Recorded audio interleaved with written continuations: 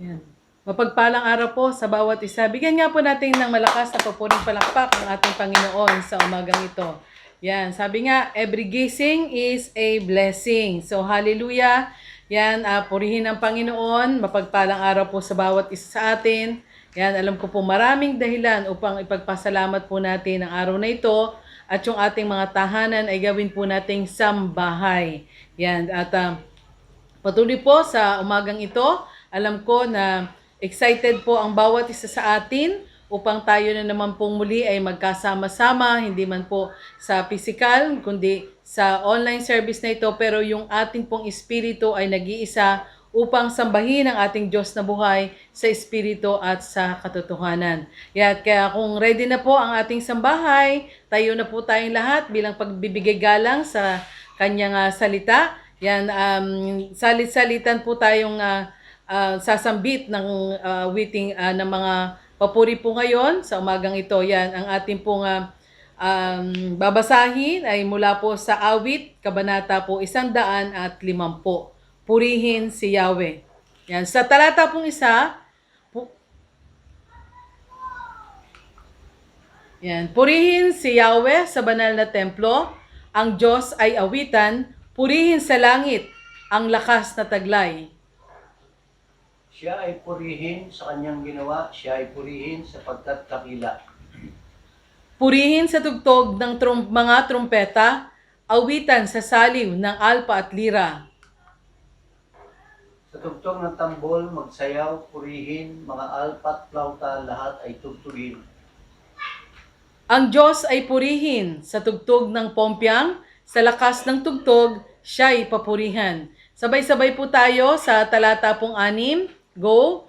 Purihin si Yahweh, lahat ng nilalang, purihin si Yahweh.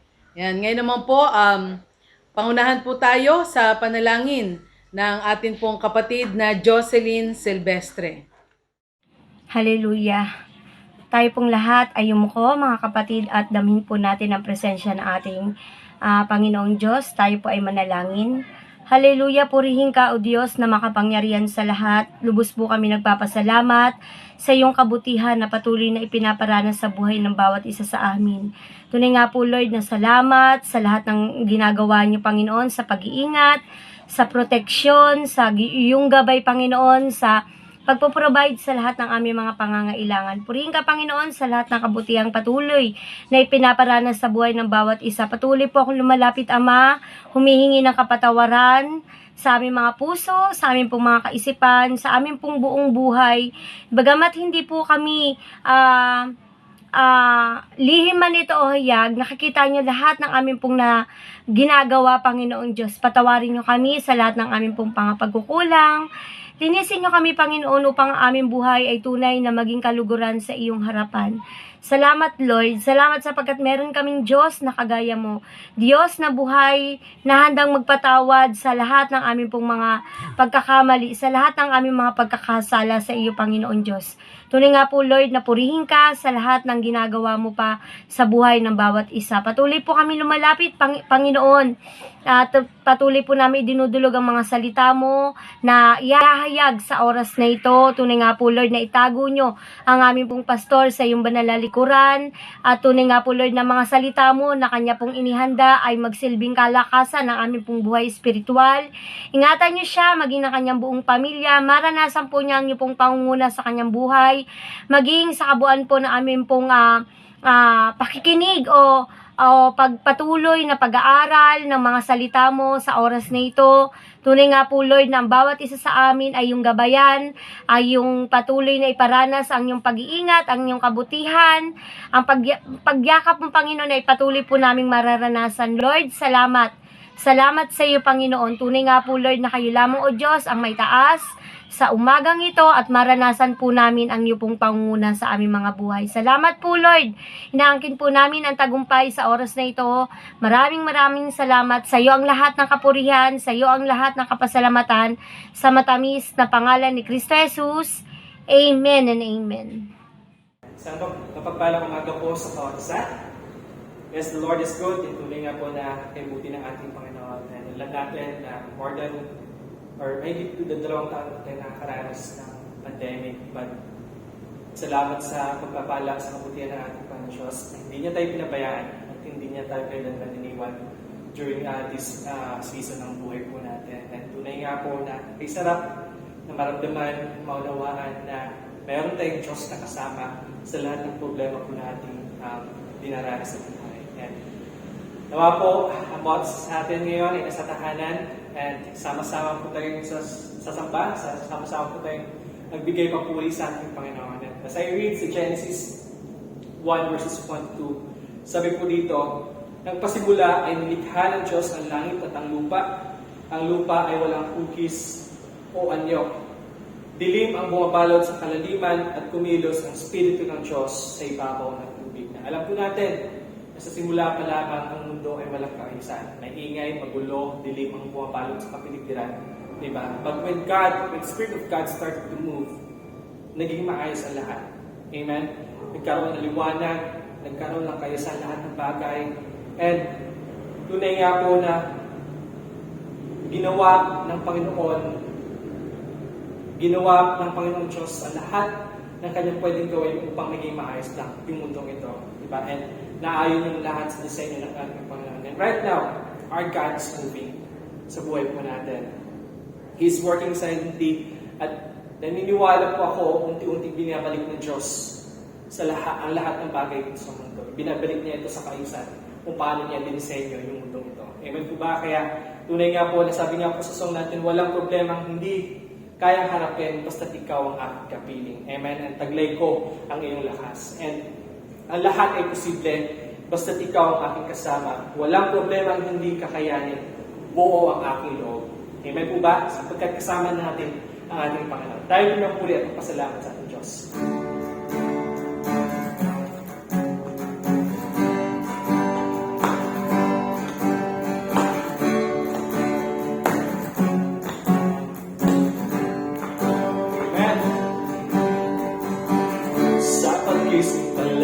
Sa umaga, magdaman ang iyong presensya. Pag-ibig mo aking gabay. Walang problema hindi kayang harapin, basta't ikaw ang aking kapiling. Naglego ang iyong lakas. Hallelujah! Pagsisigawan ko sa buong mundo, ang lahat ay posible basta't ikaw ang aking kasama. Walang problemang hindi kakayanin, buo ang aking loob. Ang lahat ay posible.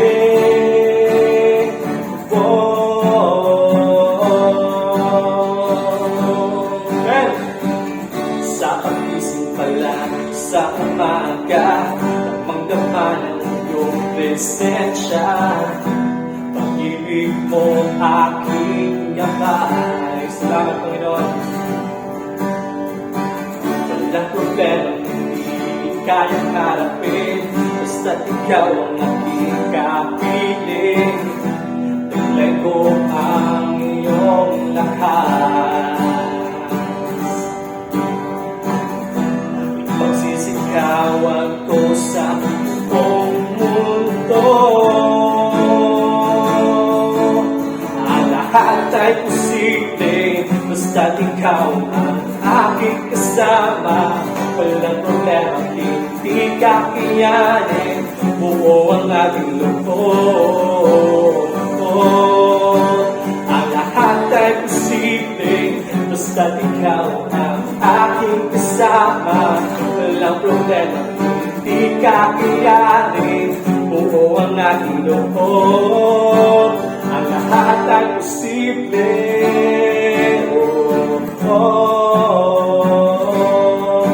Ang lahat ay posible.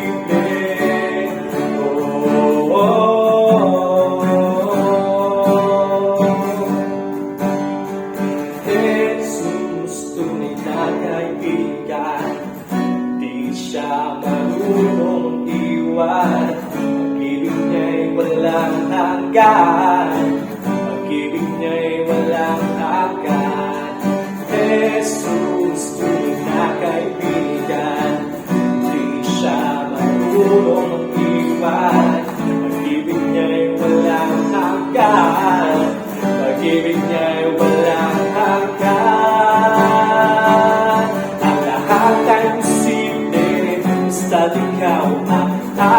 kasama. Walang problema, hindi ka tiyakin. Buo ang aking loob. Ang lahat ay posible, basta ikaw ang aking kasama. Walang problema, hindi ka tiyakin. Buo ang aking loob. Ang lahat ay posible.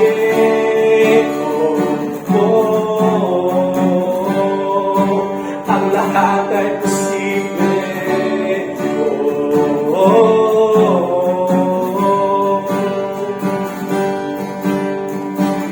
Jesus, tunay na kaibigan, di siya marunong mag-iwan. Pag-ibig niya'y walang hanggan. Pag-ibig niya'y walang... Come on, church, sing it out. Jesus, tunay na kaibigan, di siya marunong mag-iwan. Pag-ibig niya'y walang hanggan. Pag-ibig niya'y walang... Come on, church, sing it out. Jesus, tunay na kaibigan, di siya marunong mag-iwan. Pag-ibig niya'y walang hanggan. Pag-ibig niya'y walang hanggan. Jesus! Jesus, tunay na kaibigan, di siya marunong mag-iwan. Pag-ibig niya'y walang hanggan. Pag-ibig niya'y walang hanggan. Ang lahat ay posible, walang kakayanin. Ang aking loob, ang lahat ay posible. Ang lahat ay posible, basta't ikaw ang aking kasama. Walang problema, hindi kakayanin. Buo ang aking loob. Come on, church, sing it out. Ang lahat ay posible. Ang lahat ay posible, basta't ikaw ang aking kasama.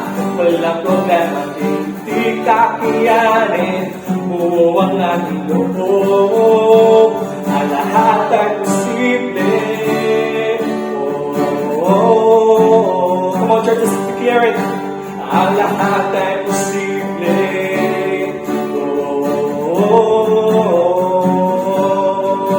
Ang lahat ay posible. Amen. Tulingan po, ang lahat ay posible sa ating Panginoon Diyos. Hallelujah.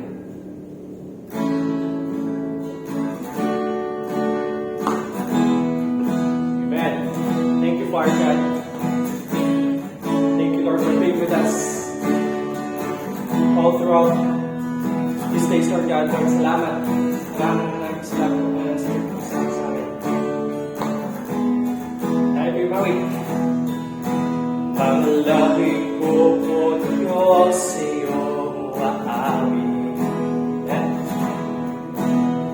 Ika'y papurihan sa kalangitan.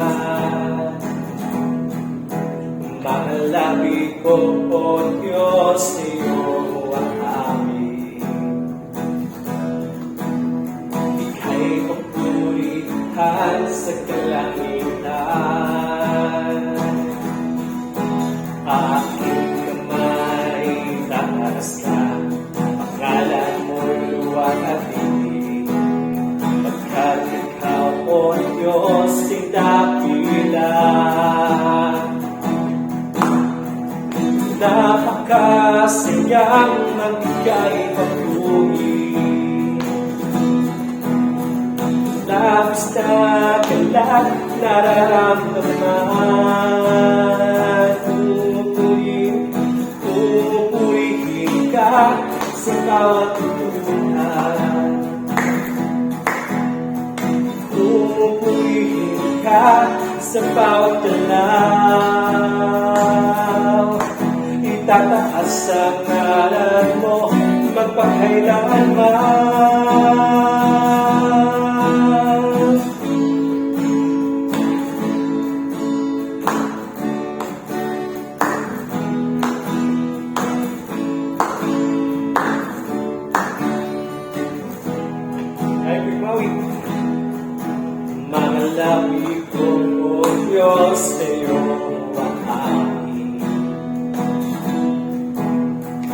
Kay papurihan sa kalangitan. Salamat, Panginoon. Malalangit ko, O Diyos, iyong amin. Kay papurihan sa kalangitan. Aking kamay tatas ka, pangalan mo'y luwalhati. At ikaw, O Diyos, ay dakila. Napakasayang ibigay papuri. Labis na kailang nararamdaman. Pupurihin ka sa bawat buhay. Pupurihin ka sa bawat galaw. Itataas ang ngalan mo magpakailanman. Napakasaya, napakasayang magbigay papuri. Labis ng galak nararamdaman. Pupurihin ka sa bawat buhay. Pupurihin ka sa bawat galaw. Itataas ang ngalan mo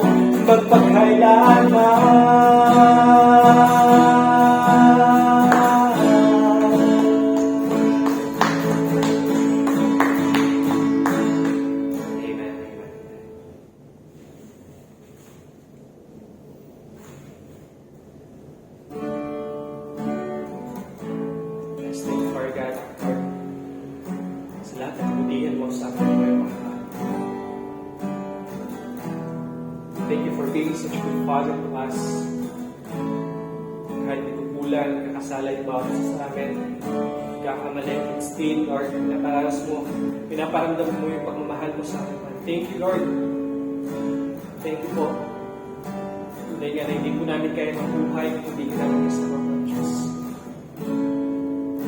Thank you for being there, for always being there with us, Lord. Salamat, Lord, sa lahat katugunan mo sa mga panalangin namin, sa pagpapagaling, for the health, Lord God, sa kagalingan, sa blessings, Lord, namin naranasan mula sa inyo. Thank you for everything, Lord God. Tunay nga po na ikaw, O Diyos, siyang nag-iingat sa amin.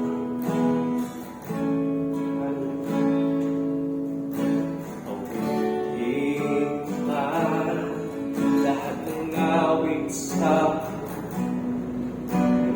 kaya ilaraw, kapilaan mo, ulang lahat ng tula, ulang maging mga salita, upang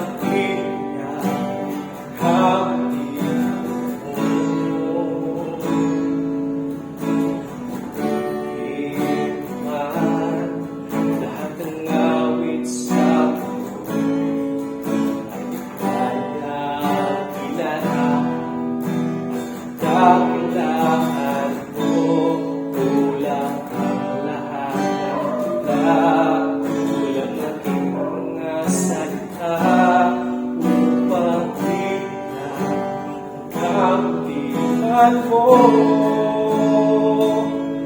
Walang katulad,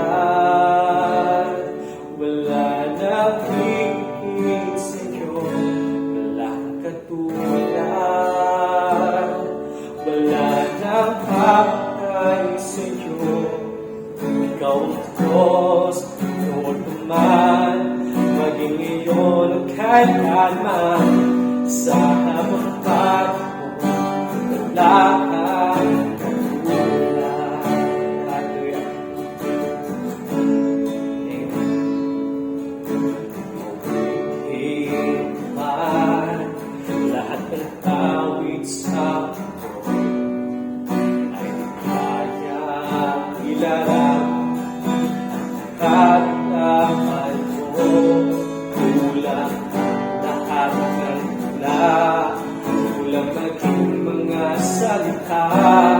upang ibigay ang kabutihan mo.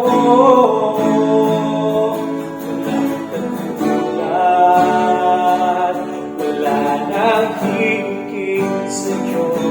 Walang katulad, wala nang papuntan sa'yo. Ikaw ang Diyos, noon naman, maging ngayon at kailanman. Sa amang panahon, wala nang katulad. Walang katulad, wala nang higit sa'yo. Walang katulad, wala nang papatay sa'yo. Ikaw ang Diyos, noon pa man, maging ngayon at kailanman. Sa amang panahon, wala kang katulad. Come on, church, sing it out. Walang katulad, wala nang higit sa'yo. Walang katulad, wala nang papuntan sa'yo. Ikaw ang Diyos, noon pa man, maging ngayon at kailanman. Sa amang panahon, wala kang katulad. Ikaw ang Diyos, noon pa man, maging ngayon at kailanman. Sa amang panahon, wala kang katulad. Sa amang panahon, wala kang katulad. Sa amang panahon, wala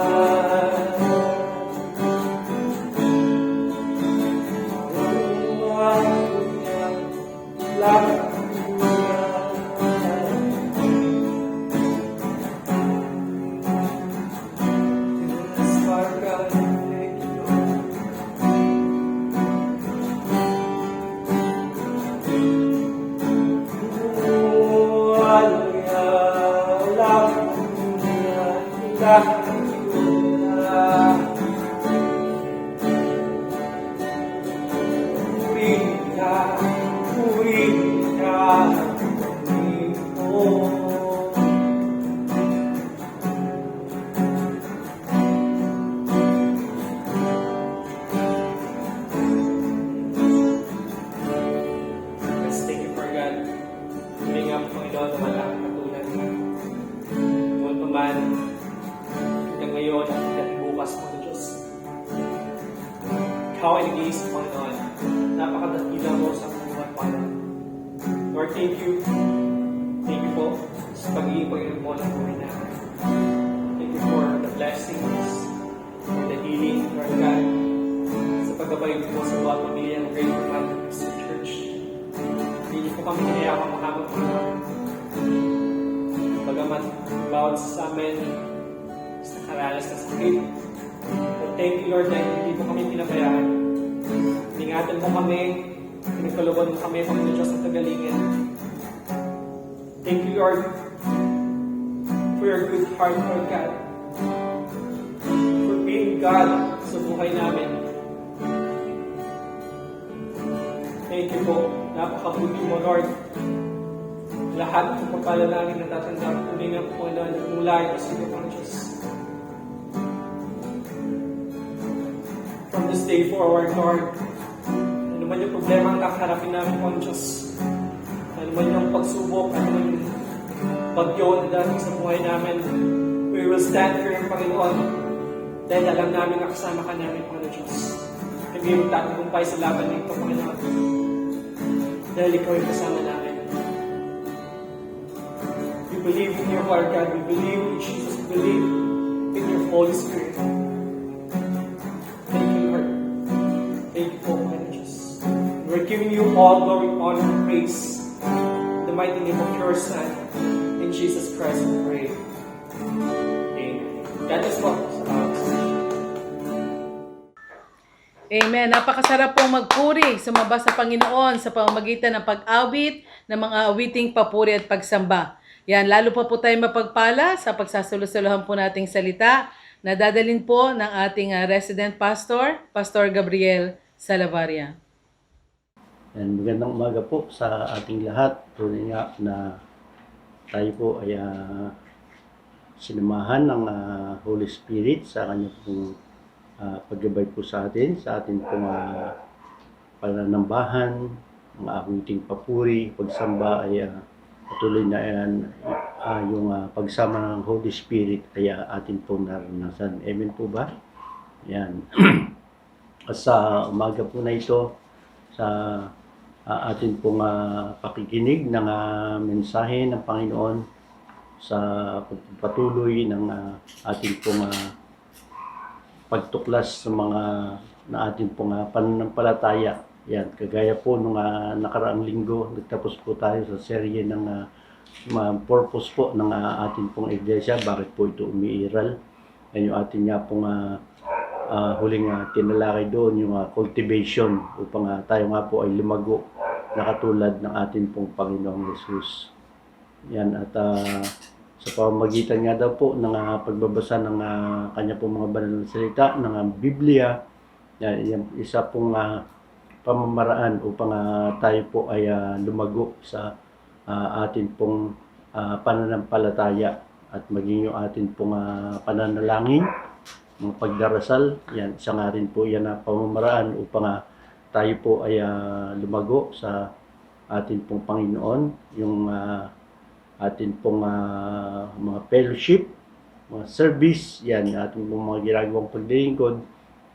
Yan, tunay nga na nakaka-encourage yung bawat isa sa atin, lalo na po kung tayo po ay nagkakaroon ng mga fellowship. Yan, sama-sama po tayo naglilingkod, sama-sama po tayo sa pagtitipon, ay talaga pong nakakapagpalakas po ng bigay po sa atin ng kalakasan ng ating pong mga spiritual na buhay. At ngayong umaga nga po na ito, ayan, ang pamagat po ng ating pong pag-aaral niyan, growing in faith. Ayan, kung paano pa tayo patuloy na lalago o lalaki sa atin po sa pamamagitan po ng ating pong pananampalataya. Amen po ba ron? Ayan, at basahin po natin yung sinasabi po doon sa Hebreo 11 verse 1 and 2. Sinasabi po ron, ang pananampalataya ay pagtitiwala na mangyayari ang ating mga inaasahan at katiyakan tungkol sa mga bagay na hindi nakikita. Kinalugdan ng Diyos ang mga tao noong una dahil sa nilang pananampalataya sa Kanya. Purihin po yung Panginoon sa pagkabasa po ng kanya po mga banal na salita. Tayo po ay panandaling manalangin. Humingi tayo ng gabay sa atin pong Panginoon habang tayo po ay nag-aaral ng kanya po mga banal na salita. Ang maraming Diyos na makapangyarihan sa lahat, minsan pa po Panginoon, kami po ay nagpupuri, nagpapasalamat sa iyo. Sa umaga na ito, na kami po ay iyong pinagtipon sa aming po mga bawat tahanan po Panginoon, kasama po na aming po mga buong pamilya na nakikinig at nanonood po Panginoon sa aming po mga bawat tahanan. Patuloy Lord na buklurin mo yung bawat isa po sa amin, nawa sabay-sabay po kami na lumago sa aming po pananampalataya. At habang kami po ay nag-aaral ng yung mga banal na salita, samahan niyo po yung bawat isa po sa amin, yung bawat tahanan na nanunood po Panginoon sa kanila pong mga tahanan. At maging sa akin po Panginoon, patuloy Lord na dalangin ko po na patuloy niyo akong samahan, looban ng Santong Espiritu, at bigyan niyo po ako ng karunungan, at ikaw po ay isang patuloy na makita sa akin pong harapan.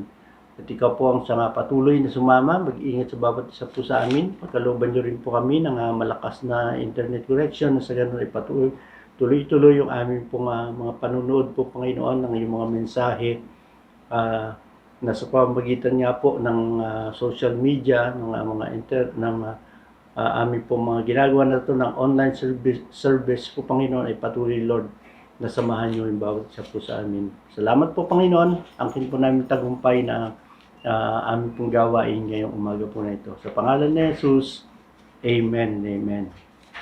Yan nga po, growing in faith. Yan po yung pamagat po ng atin pong pag-aaralan nga po ngayon na hango nga po doon sa Hebreo chapter 11 verse 1 and 2. Ang sinasabi po dyan na marami nga daw po ng mga kabanata sa Biblia na sinasabi natin masyado silang popular o sila po ay mas nababasa po natin. Yan, kapansin-pansin din daw po dahil sa mga tiyak na mga tema o yung mga paksa na kanila pong mga tinutukoy. Yan, halimbawa nga daw po doon sa Corinthians, pagka po ang naging paksa ay yung sinasabi nga po sa Corinthians 13, hindi po ba? Marami dyan natutugon na ito po ay yung mga kabanata o yung chapter po ng 1 Corinthians 13 po na ito ay patungkol po sa pag-ibig. Yan, at maging doon sa mga lumang tipan sa Exodo ay sa Genesis 1, di po ba, yung paglikha, maging sa Exodo 20, yan, mababasa po natin dyan yung binigay po na 10 utos ng atin pong Panginoon. Yan, at sa atin nga pong tatalakayin po nito na growing in faith na hango po sa aklat po ng Hebreo chapter 11, ay isa po daw itong yung chapter po na ito ay isang tanyag na nakabanata dito po sa aklat po ng Hebreo. Ito daw po ay madalas o tinatawag na yung paksa po dito, yung ito nga daw po yung kapitulo ng pananampalataya, yung chapter of our faith. Yan. Sapagkat ito daw po ay isang buong kabanata, yung chapter 11 nga po na to ay nakatuon po sa paksa patungkol po sa pananampalataya. Yan, ito daw po isang paboritong basahin ng marami. Yan, hindi lamang dahil ipinapaliwanag o inilalarawan nito kung ano ang atin pong pananampalataya. Yan, ngunit dahil ito daw po ay nagbibigay ng maraming praktikal at konkretong mga halimbawa ng iba't ibang aspeto ng mga taong sumasampalataya. Yan, hindi man natin alam ang eksakto kung sino po yung sumulat ng kabanato ng aklat po na yan ng Hebreo. Yan, sapagkat ang aklat daw po ng Hebreo ay isang libro ng sa bagong tipan na hindi po natin kilala o sabi nga ay hindi po kilala kung sino po yung may akda o sino po yung sumulat nito. Alam natin na ang mga salitang ito ay yung aklat po ng Hebreo, bagamat sabi nga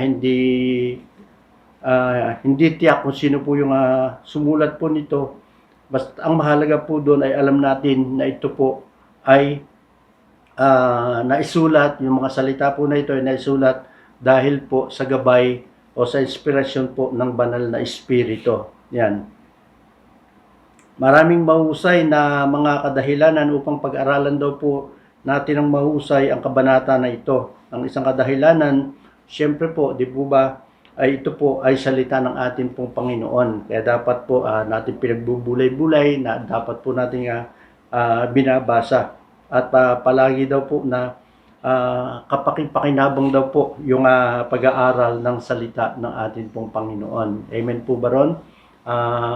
Nakakakuha po ba tayo ng kapakinabangan kapag tayo po ay nagbabasa ng Biblia? Di po ba? Sabi nga sa atin yan, napag-aaralan po natin last week na ang Biblia o yung salita ng Panginoon, pagka ito po ay patuloy po natin binabasa, yan, lalago po o makukultivate yung ating pong pananampalataya.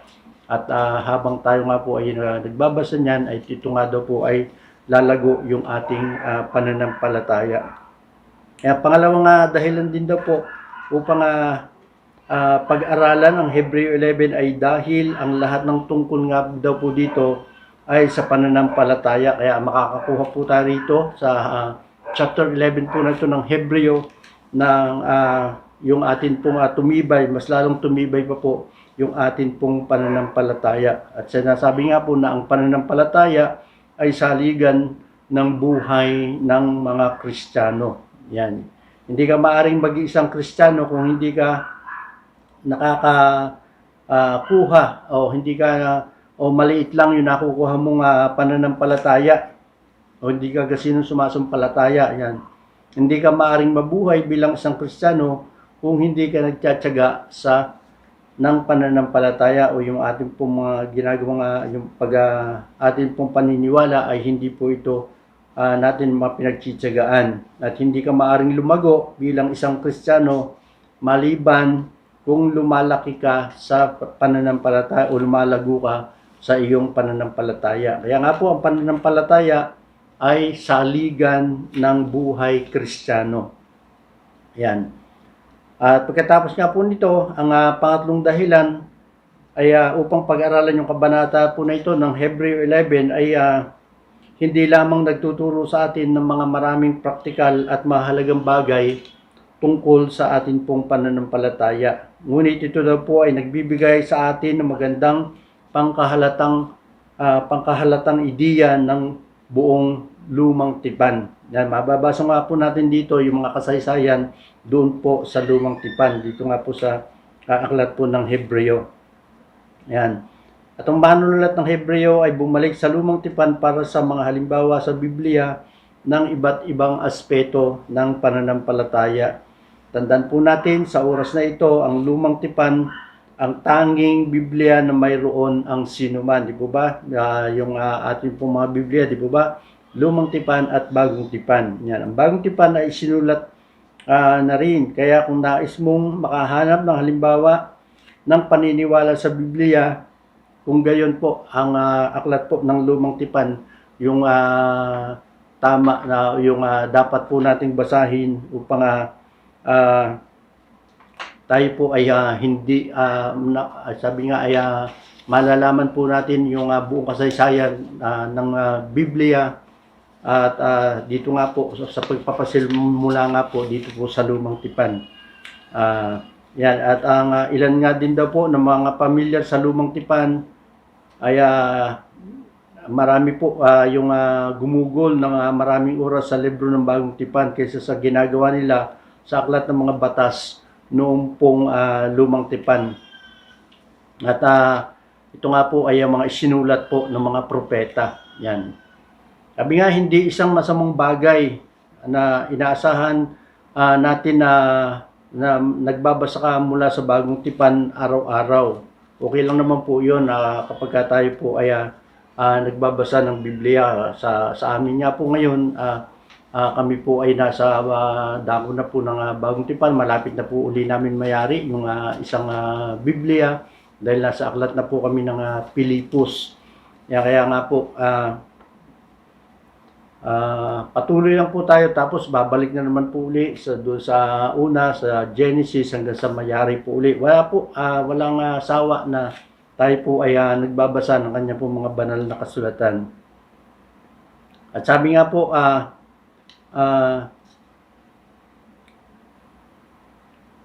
hindi daw po natin, sabi nga, kung binasa mo lamang ang bagong tipan at hindi kailanman nababasa ang lumang tipan, sa gayon mawawala daw po sa atin ang malaking bahagi ng paghahayag ng Diyos. At maraming bahagi daw po doon sa bagong tipan na lubos nating maunawaan kung alam po natin yung kasaysayan po doon sa lumang tipan. Kaya kung hindi daw po tayo pamilyar doon sa lumang tipan at kung hindi mo pa nababasa ito sa ilang sandali, yan, ang Hebreo 11 na po ay isang mahusay na kaunting at meron pong kaunting pagpapakilala o meron pong pagsusuri doon po sa lumang tipan. Bagmat itong Hebreo nga po ay nasa bagong tipan. Hindi habang pinag-aaralan daw po natin yung mga halimbawa dito po sa Hebreo 11, yan, hindi lamang ikaw ang ay matututo ng higit pa tungkol sa iyong pananampalataya, ngunit makakakuha rin daw po tayo rito ng isang pangkahalatang ideya mula sa simula hanggang sa wakas ng buong lumang tipan at ilan sa mga pinakamahalagang tao na itinatampok sa lumang tipan. Amen po. Yan, kaya nga po, napakasarap po nito na basa-basahin po natin yung aklat po ng Hebreo. Lalong-lalo nga po dito po sa Hebreo 11. Yan.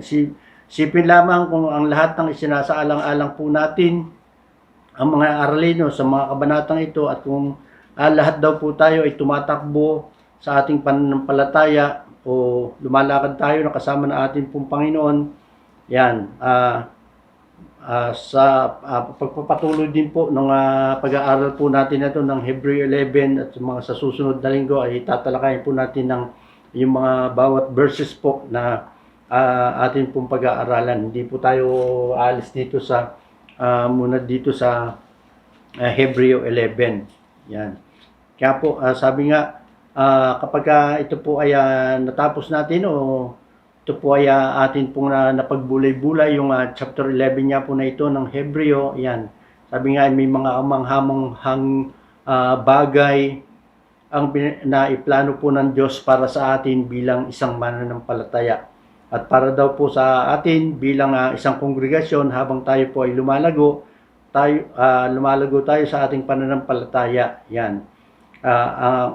Kaya nga po, ang aking dalangin ay sa pamamagitan nga daw po ng pag-aaral na ito ay marami tayong, maaari daw po tayong lahat na magkaroon ng isang malalim na pagkaunawa at totoong paniniwala po sa Biblia na isa-isa at bilang isang simbahan na magkasama tayong lahat ay maaaring lumago sa ating sariling personal na pananampalataya bilang mga tagasunod ng atin pong Panginoon.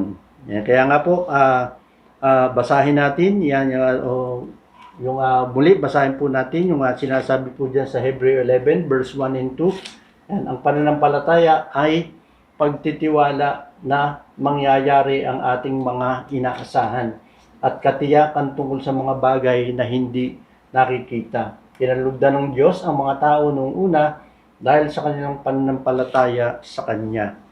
Anda po yung teksto, yung atin pong pag-aaralan po natin ngayong umaga na po na ito. Dalawang verse lang po yan, atin pong pag-aaralan po na yan. Kaya nga po, sabi nga, growing in faith. Una pong punto, faith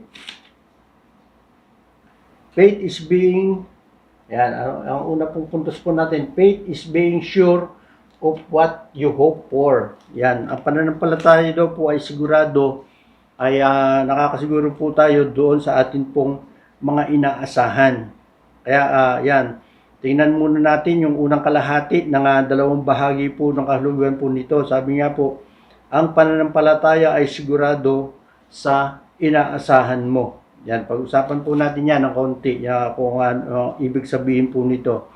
Una po, mahalagang maunawaan na ang buong paksang ito ng pananampalataya ay hindi isang bagong paksa na sinimulan ng manunulat ng Hebreo sa kabanata nga pong 11. Nauna niyang hinarap ang paksa ng pananampalataya pabalik po doon sa chapter 4, chapter 6 at saka sa chapter 10.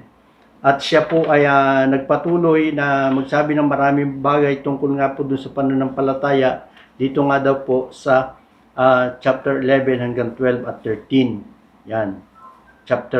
Hanggang chapter 13. Yan.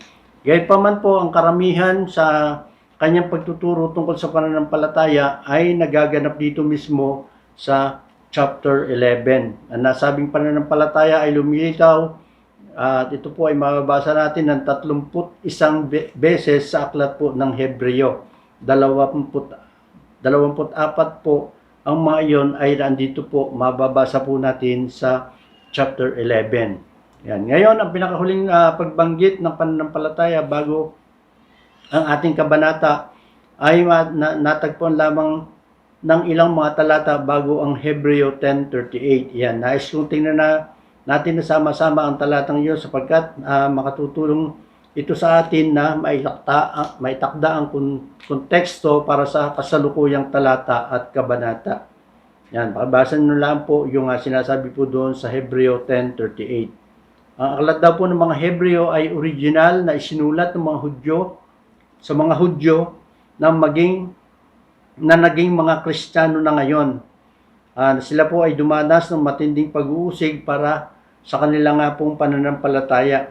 At ang buong aklat nga daw po ng Hebreo ay ito po ay tumingin o makita sa iba't ibang aspeto ng lumang tipan at kung paano silang lahat ay natupad kay Kristo. Yan, sa Kabanatang 10 ay particular po na nagsasalita ng sakripisyo po ni Kristo para sa atin doon po sa krus ng Kalbaryo. Yan, sinasabi nga po sa atin ng manunulat tungkol sa perpektong sakripisyo po ng atin pong Panginoong Hesus. Yan, para po sa kasalanan na tumupad, na natupad sa batas at kung saan tayo ay nailigtas at ginawang banal sa paningin ng atin pong Panginoong Diyos. Yan, at dahil nga po sa hain ng atin pong Panginoon o ni Kristo na mayroon tayong kumpiyansa o pagtitiwala na lumapit sa Diyos sa pamamagitan nga daw po ng dugo ng atin pong Panginoong Hesus. At pagkatapos nga po ay hinihimok niya ang kanyang mga mambabasa o yung mga mananampalataya na huwag alisin yung kanilang pagtitiwala o yung kanilang pong kumpiyansa at huwag po tayong bumitaw sa atin pong Panginoon at kung ano yung ginagawa ng ating pong Panginoon para sa kanila. Yan, kailangan nilang magtiyaga. Sabi nga, kailangan tayong magtiyaga ng kanila sa atin pong pananampalataya sa kabila daw po ng mga pag-uusig sapagkat babalik si Kristo ayon sa ipinangako niya. Yan, ngayon lahat ay nagdadala sa atin sa Hebreo 10:38 na sinasabi nga po ang isang mahalagang talata sa lumang tipan mula sa propetang si Habakuk. Nabasa naman po natin doon sa Habakuk chapter 2 verse 4. At sinasabi po dyan, ito ang mensahe, ang hambog ay mabibigo sa kanyang pagmamataas, ngunit ang matuwid ay mabubuhay sa pamagitan ng kanya pong pananampalataya. Yan. Ang talatang ito daw po ni Habakuk ay isang central o sentro ng talata sa kapwa sa luma at sa bagong tipan. Sinipin po ito ni Apostol Pablo sa aklat ng mga Galacia at ng Roma bilang isang pangunahing talata na sumusuporta sa doktrina ng kaligtasan sa pamamagitan nga daw po ng pananampalataya kay Kristo Jesus lamang. Yan.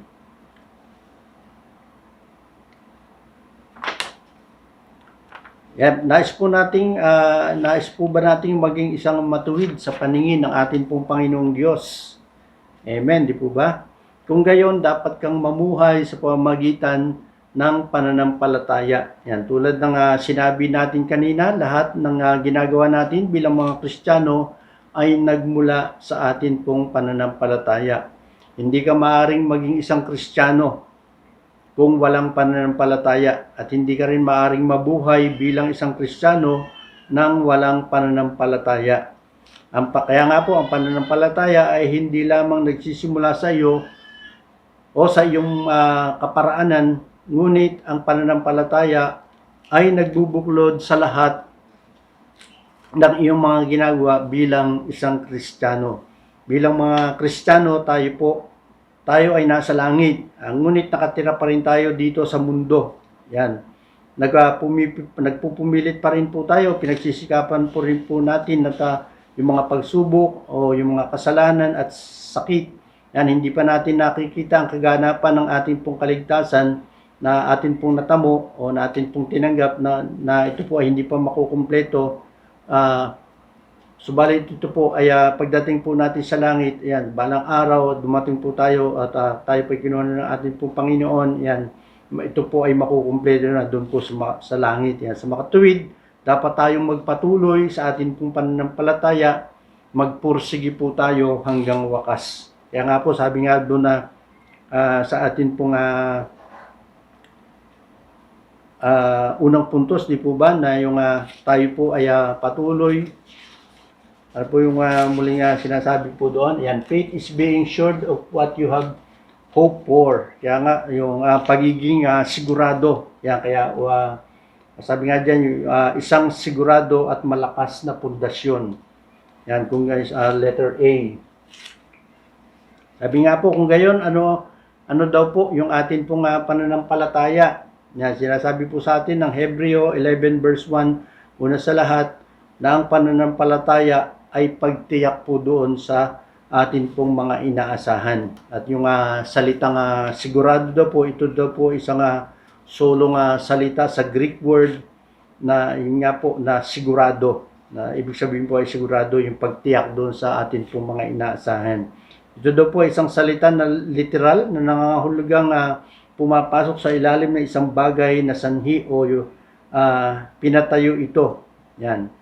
Ito ang tatawagin natin isang pundasyon o isang substructure. Yan. Kung mas malakas ang pundasyon, mas malakas ang strukturang sinusuportahan nito. Kaya nga po yung atin pong pananampalataya ay ang pundasyon sa iyong buhay na nagpapanatili ng iyong pag-asa sa buhay. Na ito naman po ay pinipigilan ng iyong pag-asa mula sa pagyanig o sa pag-alog kapag dumating nga daw po yung mga pagsubok sa iyo. Mas malakas ang iyong pananampalataya, mas malakas ang iyong pag-asa at ang iyong buhay. Amen po ba? Sabi nga kung ano man po yung atin pong mga maranasan, mga pagsubok o yung mga pagliglig po sa bawat isa po sa atin, yan, kung meron daw nga po tayong mas malakas na pananampalataya o mas matibay na pundasyon, yan, mas malakas ang iyong pag-asa at sa iyong buhay. At sa letter B daw po, yan, yung pag-asa. Ito daw po yung maghintay na may kumpiyansa at katiyakan.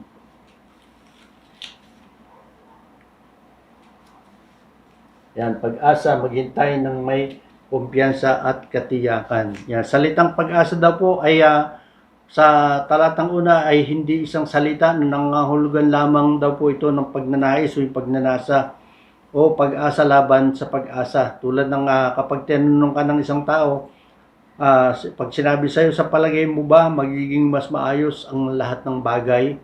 At sasagot ka ng yung sagot na walang pag-asa, yung parang simple lang na sabi nga, inaasahan ko. Yan. Hindi daw po salitang pag-asa yung atin pong naisasagot. Dito po yung eksaktong kabaligtaran daw po ng kawalan ng pag-asa. Yan, kapag ka po yung pagka tinanong ka po na gano'n, sa palagay mo magiging maayos yung lahat ng bagay, yan, inaasahan ko. Parang gano'n lang. Ito daw po ay isang salita na nangahulugang maghintay para sa isang bagay na may kumpiyansa at panatag. Ito daw po yung pag-asa ng mga salmista, yung sinabi po doon sa awit chapter 5 verse 3. Ano po sinasabi? Sabi nga po dyan, sa kinaumagahan o Yahweh, tinig ko yung dinggin at sa pagsikat ng araw, tugon mo'y hihintayin. Yan, sabi nga, yung paano daw po natin mapapanatili. Sabi nga po dyan, yung sa binasa po natin na yan ng awit 5 verse 3, yan, sa umaga sa umaga nilalagay yung aking kahilingan sa harap mo at naghihintay sa inaasahan. Sabi nga, hindi mo lang ba mahal yan o ang sabi po dyan ni David ay puno ng pag-asa at tiwala sa Diyos habang dinadala niya yung kanyang pang-araw-araw ng mga kahilingan sa atin pong Panginoon. Yan, paano po natin mapapanatili yung isang pag-asa na tulad ng buhay sa iyong buhay? Paano mo maiwasan yung pag-asa, yung may iwasan ang pag-asa mo mula sa pagsubok? Yan po, di po ba sinabi po diyan sa chapter 11 ng Hebreo verse 1 na kailangan mo ang matibay na pundasyon. Yan, hindi lamang basta iasa ang iyong pag-asa sa hangin o sa kawalan at umasa laban sa pag-asa na ang lahat ay magiging maayos. Hindi iyon ang Kristyanismo. Sabi nga, ang pananampalataya ay sigurado at malakas na pundasyon na nagbibigay sa iyo ng kumpiyansa at katiyakan na kailangan mo. Yan, ang pananampalataya ay ang tiyak na inaasahan ng isang Kristiyano. Amen po ba ron? Yan, sa pangalawa pong puntos, yan, sabi diyan ay faith is being certain of what you do not see. Yan, sabi nga, ang pananampalataya ay ang pagtiyak sa hindi mo nakikita. Yung sinasabi po doon sa verse 1b. Yan.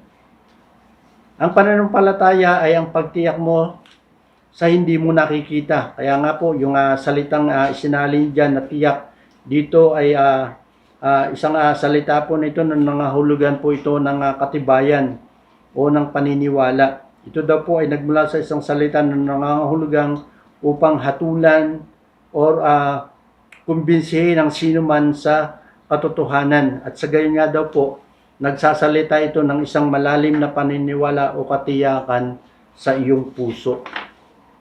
Kaya nga, ano po yung itinuturo sa atin ng pangalawang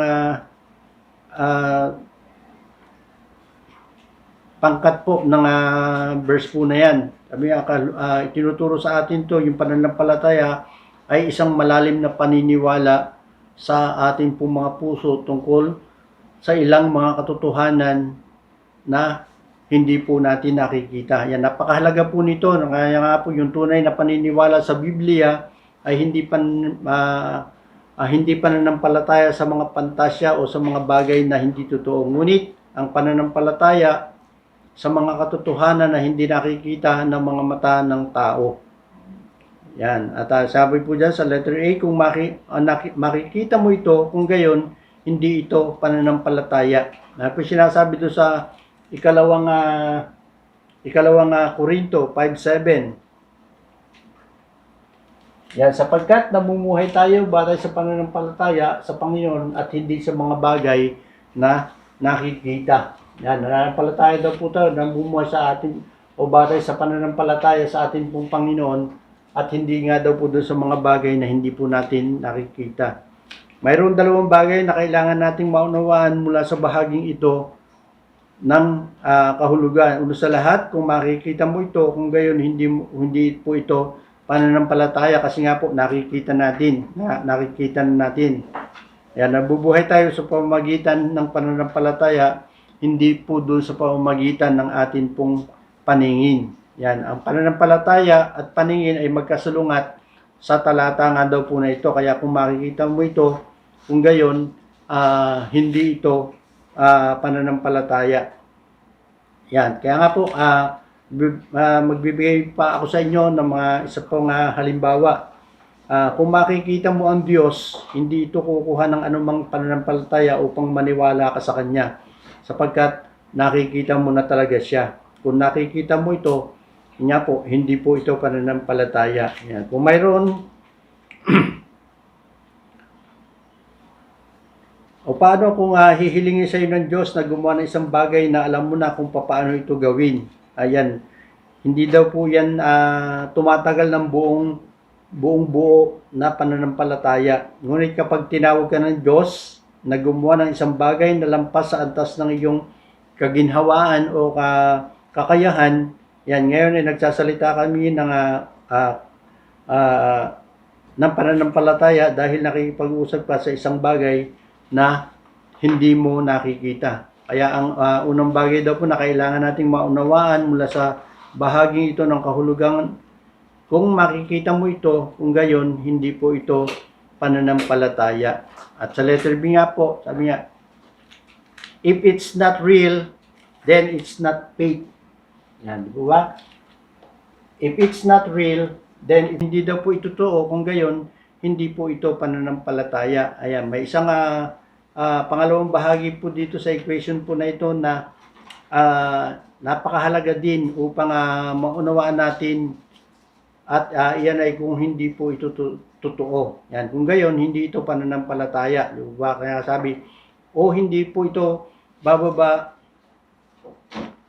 sa ito ay hindi totoong paniniwala sa Biblia. Ayan, maaring maaari itong bulag na pananampalataya o ibang uri ng pananampalataya. Ngunit sinasabi po diyan, tiyak na hindi ito ang ibig sabihin ng Biblia sa pamamagitan ng atin pong pananampalataya.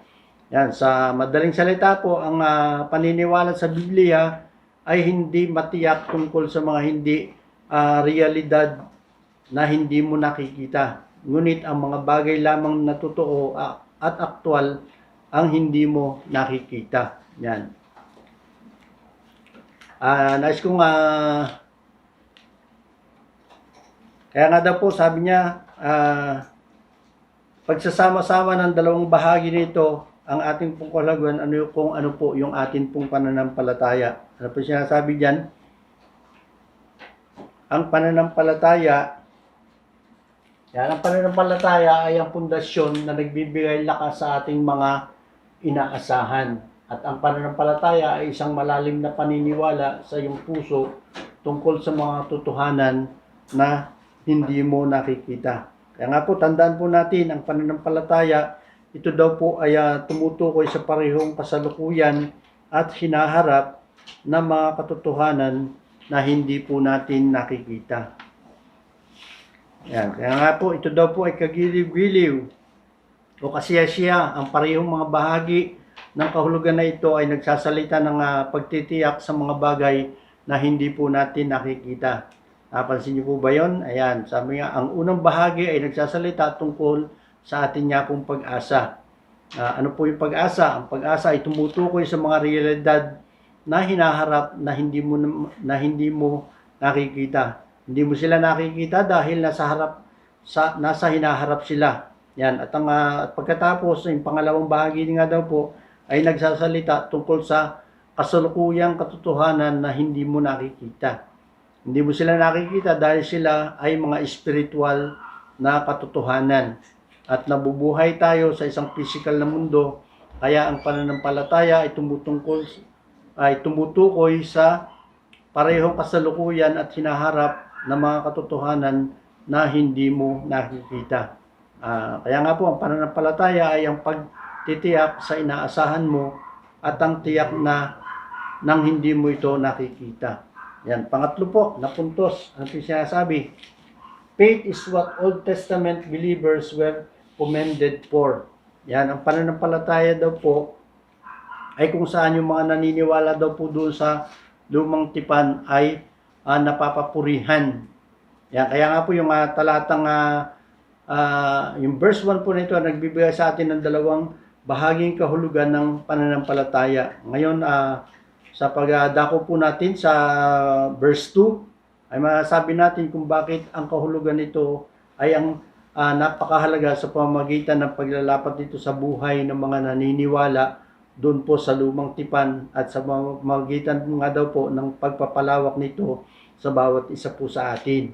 Yan, mabasa po natin doon, di po ba, yung kwento po ng lumang tipan ay hindi lamang daw po ito mga makasaysayang ulat ng mga bagay na nangyari po noon. Yan. Ano po sinabi doon sa unang Korinto 10 verse 6? Yan, di po ba? Sabi niya po dyan, ang lahat ng mga nangyayaring iyon ay babala sa atin upang huwag tayong maghagad ng masasamang bagay gaya ng ginawa nila. Yan. Sabi nga ay hindi lamang daw po ito yung mga makasaysayan ng mga nangyari po noon, na mga bagay na ito ay nangyari bilang halimbawa po sa bawat isa po sa atin. At pangalawa po, pinupuri hindi para sa perfectong pagkatao ngunit para sa kanilang pananampalataya. Yun nga po yung mga nasasad nga po doon sa aklat po ng lumang tipan. At tulad nga daw po ng mga ibang kwento pa doon sa lumang tipan, ay nilalayon po ito upang maglingkod bilang mga halimbawa. O ganyan din nga po yung mga tao sa lumang tipan, yung mga karakter po dito sa lumang tipan ay nangangahulugang maglingkod. Sila po ay naglilingkod bilang mga halimbawa. At dito po sa mga aklat nga daw po ng Hebreo na ito, particular nga po na tumutukoy dito yung yung sa kanila po mga pananampalataya, yung sinasabi nga po sa Hebreo 11 verse 2. Ito daw po yung papuri sa mga sinaunang tao o yung mga mababasa nga po natin ng mga unang naitala na tao doon po sa lumang tipan. At yung kanila nga daw po nga pananampalataya, yan, ito nga daw po ay may malalim na paniniwala sa kanila po mga puso na naniniwala sa mga hindi nakikinig, sa mga hindi nakikitang katotohanan. Ayan, kapwa sa kasalukuyan at maging sa hinaharap. Ito daw po yung kanilang paniniwala at katiyakan sa Diyos na nagbunga sa kanila na hindi matitinag na pag-asa sa Diyos at sa Kanya pong mga pangako. Yan, kaya nga po, bakit nga daw po pinapapurihan o pinupuri yung mga tao po dito sa lumang tipan? Yan. Ano po yung mabuting ulat na nabasa po natin? Yan po sa sinasabi niya sa verse 2 ng Hebreo 11. Yan, ang mabuting ulat po na ito ay iginawad sa kanila sa isang lugar at sa isang lugar lamang ang paksang sakop ng kanila pong pananampalataya. Ito po daw yung pinupuri ng mga sinaunang tao, hindi para sa pamumuhay na o sa kanila pong pamumuhay na perpekto. Hindi po, pinupuri sila para sa kanila pong matibay na pananampalataya sa Diyos. Yan, sa mga bagay na hindi nga po nila nakikita. At sa pagtiyak sa inaasahan nila at sa ilang hindi nila nakikita. Yan, naniniwala sila sa Diyos kahit na hindi nila makita yung kasagutan at yung kanila pong pananampalataya ay kapurihan sa kanila bilang isang katuwiran. Yan, kaya nga po yung matuwid, sabi nga yung matuwid ay mabubuhay sa pamamagitan nga daw po ng pananampalataya. Yan. Pagkatapos po yung nung pag-aaral po natin ito, yung sinasabi po dito sa chapter po ng verse 11 ng chapter 11 ng Hebreo, yan isa po itong pag-aaral ay bawat verse ay pag-aaralan po natin at sa mga natitira po pong verse diyan po sa chapter 11 niya po na yan, ito po ay magpapakita po ng mga diyan po natin mababasa yung mga mananampalataya sa lumang tipan na ginamit yung kanila pong totoong paniniwala sa Biblia na kung paano nakinabang ang pananampalatayang iyon sa kanila pong mga buhay at sa karihan po ng atin pong Panginoong Diyos. Amen po. Nakakasabit po na pag-aralan po natin itong sinasabi nga po na ito ng chapter 11 po ng Hebreo. Yan. At sa atin pong pagtatapos, yan, ano po, sabi nga, ang tanong dyan, ano po yung pananampalataya? Yan. Yan, sabi po dyan, ano po ang pananampalataya? Yan, ang pananampalataya ay ang pundasyon na nagbibigay lakas sa iyong mga inaasahan at ang pananampalataya ay isang malalim na paniniwala sa iyong puso tungkol sa katotohanan na hindi mo nakikita. Yan. Nangangulugan daw po ito na habang tayo po ay lumalago sa ating pagkaunawa sa Diyos o sa kanyang mga salita at sa kanyang mga pamamaraan, na maaari po nating sanayin yung ating pong mga sarili na magtiwala sa mga katotohanang hindi po natin nakikita. Yan, meron pong isang illustration patungkol po doon sa isang TV. Mga TV po ngayon, di po ba, mga high-tech na, hindi gaya noon na pinipindot mo pa, lilipat mo yung channel, pinipihit mo gano'n, hindi po kagaya ngayon, yung mga TV po ngayon, ito po ay the remote. Yan, di po ba? At sabi nga ay oras na isinaksak mo siya sa isang outlet, yan, magkakaroon siya ng kuryente, magkakaroon ng power, pero hindi pa rin siya bubukas, di po ba? Kinakailangan pa rin po natin na pindutin yung remote. Inaasahan po natin na kapag napindot na po natin yung remote ng TV po na ito po ay magbubukas na. Di po ba? Bakit po na magbubukas na? Dahil alam naman po natin, bagamat hindi nga po natin nakikita yung kuryente, pero alam po natin, naniniwala lang tayo na mayroon ng doon kapag isinaksak mo na yung plug niya, ay magkakaroon na siya ng kuryente. Yan, sapagkat natutunan daw po natin sa paglipas ng panahon na bagamat hindi po natin po nakikita yung kuryente na ito po ay dumadaloy dyan sa iyong TV, hindi mo rin alam kung paano ito gagana. Yan. Na mapagtitiwalaan lang daw po natin na mangyayari ito sa mga susunod. Dahil tayo nga po ay naniniwala na kapag ito po ay sinaksak na natin, yan, gagana na po yung atin pong mga TV. Hanggat may mga baterya po, yung atin pong mga remote, yan, gagana po at magbubukas po yung atin pong mga TV. Yan, pagkatapos, ay alam ko na ang TV, yan, siya po ay magbubukas. Natutunan kong magkaroon ng TV o yung remote sa pananampalataya sa paglipas po ng panahon. Sabi nga, yung kinukunya po dyan na hindi po natin nakikita na yung kuryente na dumadaloy po doon sa TV para po siya magbukas. Yan. At sabi nga dyan na sa hindi po natin nakikita, subalit andun po yung paniniwala po natin na magbubukas nga po ito. At ito nga daw po ay parehong paraan sa spiritual na mundo. Yan, hindi po natin nakikita ang Diyos at hindi niyo alam kung paano siya gumagana sa lahat ng oras, di po ba? Sabi nga, hindi po natutulog yung ating pong Panginoon Diyos. Yan, ngunit alam kong nananampalataya tayo, naniniwala tayo na naandyan po siya, na nakatunghay po sa bawat isa po sa atin. At kung mas matagal mo na siyang kilala at mas lalong naintindihan mo siya, yan, mas magtitiwala tayo sa realidad ng mga bagay na hindi po natin nakikita. Maaari tayong lumago sa atin pong Panginoon sa pamamagitan nga daw po ng atin pong pananampalataya. At kaya habang tayo po ay lumalago sa atin pong pananampalataya na magkakasama, yan, magpatuloy tayo sa ating mga buhay na may isang hindi po matitinag na pag-asa habang tinutupad po natin o binibigyan tayo ng Diyos ng kanyang pong kamanghamanghang gawa para sa atin pong mga buhay. Di po ba? Nakakatuwa po yung gano'n na tayo po ay hindi po pinapabayaan ng ating pong Panginoon. Purihin po yung Panginoon sa kanya pong mga salita o sa kanya pong mensahe ngayong umaga po na ito.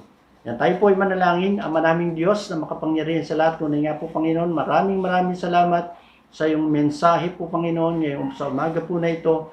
Nawa ay patuloy Lord na magkaroon po kami ng matatag na pananampalataya sa iyo, paniniwala sa iyo, bagamat ikaw ay hindi po namin nakikita. Alam po namin Lord na ikaw po ay lagi nakatunghay po sa bawat isa po sa amin, bawat oras, sa bawat amin pong mga ginagawa. Alam mo po Panginoon na ikaw po ay siyang patuloy na nag-iingat at sumasama sa bawat isa po sa amin. Kaya naman po Panginoon, sa iyo po namin inilalagak yung amin pong matibay na pananampalataya sa iyo, na ikaw po ang siyang Diyos na amin pong pinaniniwalaan, pinasampalatayanan po Panginoon, at sabi mo nga sa iyong mga salita na hindi mo kami iiwan, hindi mo kami pababayaan po Panginoon. Kaya naman, sa umaga po na ito, nawa ay napagpala po yung bawat isa ng iyong pong mga banal na salita at sa mga patuloy pa rin po namin pagbubulay ng aklat po ng Hebreo 11 ay patuloy Lord na mas lalo pa pong ma-inspire kami sa mga taong ginagamit mo, sa mga taong nagtiwala sa iyo po Panginoon, at nawa maging kapulutan po namin ito ng mahalagang bagay po Panginoon patungkol po sa aming paglago bilang ng aming pong pananampalataya sa iyo. Salamat po Panginoon at ikaw po siyang patuloy na sumama, mag-iingat sa bawat isa po sa amin. Salamat po. Ito po yung aming samot dalangin sa pangalan ni Jesus. Amen and amen. Yan, muli po mga kapatid, tayo po ngayon ay dadako sa ating pong pagdiriwang ng banal na communion o yung pag-aalaala sa tipan na iniwan po sa atin ng ating pong Panginoon. Ngayon sa bawat tahanan po, ayan, ihanda po natin yung mga simbolo ng ating pong katawan at dugo ng ating pong Panginoon, ng tinapay at alak, o nung katas po ng ubas, at tayo po ay sama-sama na gugunitain yung iniwan na tipan po sa atin po ng ating pong Panginoong Diyos. Sabi nga na yung pagdiriwang daw po natin ng ating pong banal na hapunan, o ito po ay banal na communion, o yung pagpira-piraso ng tinapay, o yung Santa Cena, yan, at marami pang iba na katawagan. Ito daw po isang makasaysayang pagsunod sa ipinag-uutos ng Diyos sa atin po na alalahanin po ito magpakailanman. Lalong-lalo na nga po kapag po meron po tayong mga ganitong pagtitipon. Ayan, bilang isang iglesia, tayo po sa atin, nakaugalian na po natin na inaalala po natin yung tipan po na ito na binigay po sa atin ng Panginoon tuwing unang linggo po ng bawat buwan. Kaya po sa mga oras po na ito, yan, tayo po ay dadako sa atin pong pag-aalala sa atin pong banal na komunyon. At nais ko lang pong basahin, sabi po, na ang hapag daw po nito ng atin pong Panginoon. Ito po ay isang taimtim na pagpapahayag ng kamatayan ng Panginoon hanggang sa kanyang muling pagparito. Yan, mababasa po natin sa unang Korinto, chapter 11, verse 26. Ito daw din po ay pag-aalala sa kagandahang loob ng Diyos sa pamamagitan ng kanyang mabiyayang pagpapatawad sa atin pong mga kasalanan. Ito daw po ay hindi lamang isang ritual na ginagawa ng mga iglesia, kundi ito daw po isang pagsunod sa utos ng ating pong Panginoong Hesus na ating Panginoon. Yan, mababasa po natin yan sa unang Korinto, chapter 11, verse 24 hanggang 25.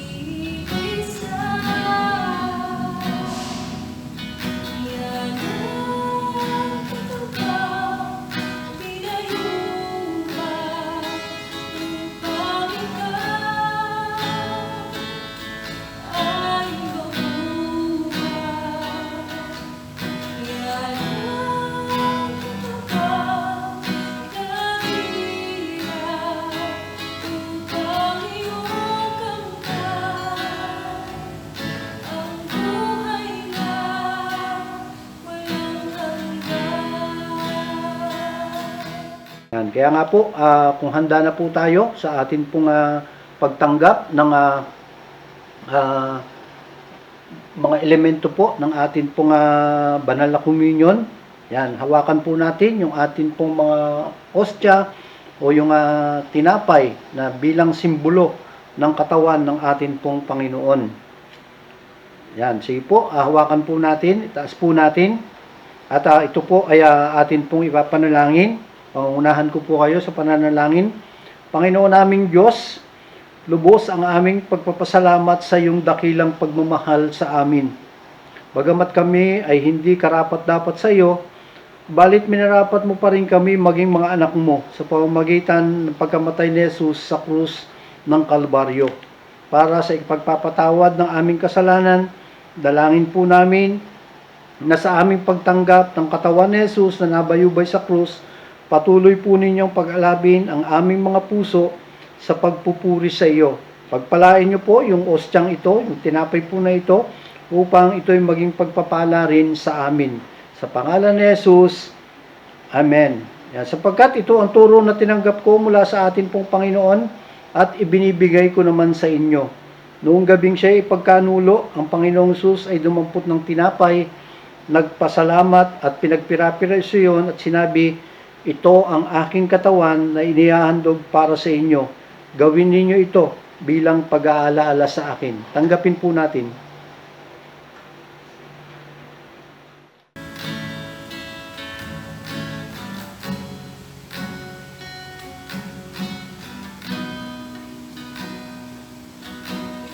oh, sa lubang kita, inubos, makibahagi. 'Ito ang aking katawan na inihahandog para sa inyo.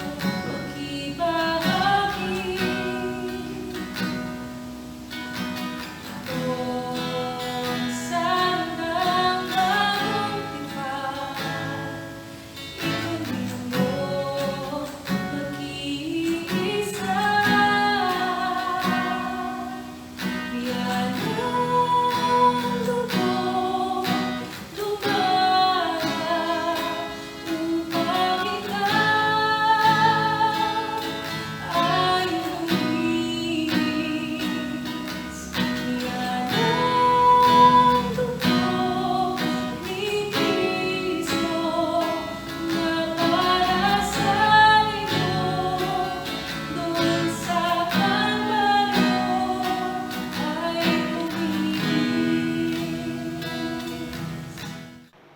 Yan, kunin naman po natin yung ating pong mga alak o yung katas po ng ubas, yung ating bilang simbolo po ng dugo ng ating pong Panginoon.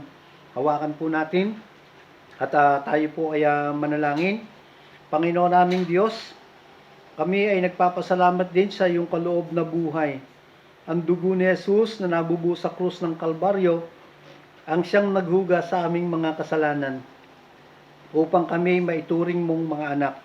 Inihahandog po namin sa iyo ang aming mga pagsamba at pasasalamat bilang isang haing buhay para sa ikalululahati ng iyong pangalan. Habang patuloy po naming ipinapahayag ang iyong kaharian at ang iyong muling pagbabalik. Ito po ang aming dalangin sa pangalan ni Jesus. Amen.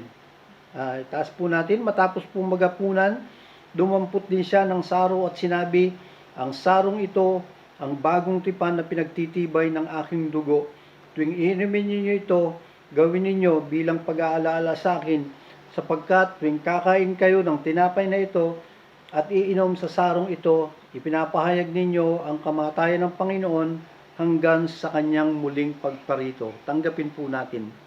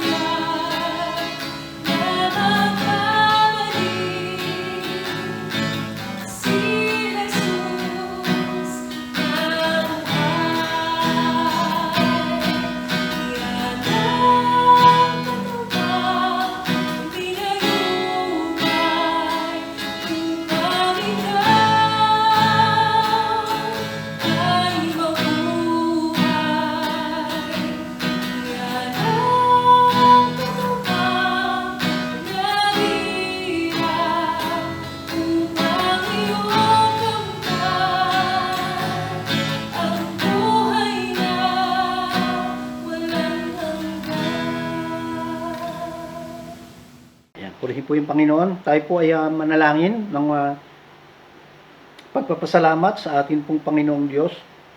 Ang maraming Diyos na makapangyarihan sa lahat. Minsan pa po, Panginoon, kami po nagpupuri, nagpapasalamat sa iyo sa mga oras na ito, sa mga pagkakataon po na ito na muli ay naalala po namin ang pagpirapiraso ng tinapay, ang pag-inom sa saro bilang mga simbolo ng iyong katawan at dugo na nabayubay sa krus. Tunay nga po, Panginoon, maraming salamat at ikaw po siyang patuloy na magbigay po sa amin ng marami pang pagkakataon upang muli sa amin po mga pagtitipon ay patuloy, Lord, na alalahanin po namin na ikaw po ay nabayubay sa krus, namatay sa krus at muling nabuhay po, Panginoon, hanggang sa mahantay po namin ang iyong muling pagparito. Ikaw po ang siyang masumpungan mo yung bawat isa po sa amin na naglilingkod at nagtatapat sa iyong dakilang harapan po, Panginoon. Maraming salamat at ikaw po ang siyang patuloy na mag-ingat sa bawat isa po sa amin. Maraming salamat po. Ito po yung aming samot dalangin sa pangalan ni Jesus. Amen and amen. Amen. Glory to God po. Alam ko pong bawat isa ay napagpala sa kanyang mga salita. At patuloy po, yan, siyempre po, sa ating pagbibigay, yan, darako po tayo ngayon sa ating pagbibigay ng ating ikapu at handog. Yan, hayaan niyo pong pangunahan ko po kayo sa pananalangin at sa akin pong maikling patotoo sa kabutihan, mga biyaya at pagpapala ng Panginoon, hindi lang po sa akin, maging sa aming buong pamilya. Yan, samahan niyo po akong basahin Yan, dito po sa unang Korinto, kabanata pong 16, talata pong 2. Sige tayo pong lahat.